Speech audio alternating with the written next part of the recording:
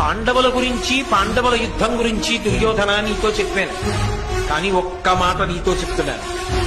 వీళ్ళందరూ ఒకెత్తు, అర్జునుడు ఒక్కడే ఒక.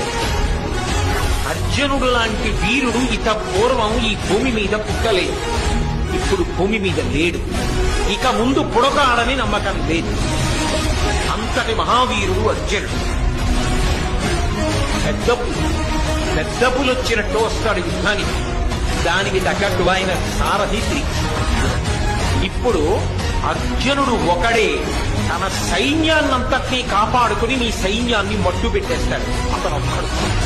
అతనికి పోలిక చెప్పడం, అతని పరాక్రమం చెప్పడం, అతని శౌర్యం చెప్పడం నాకు కూడా చేత కాదు.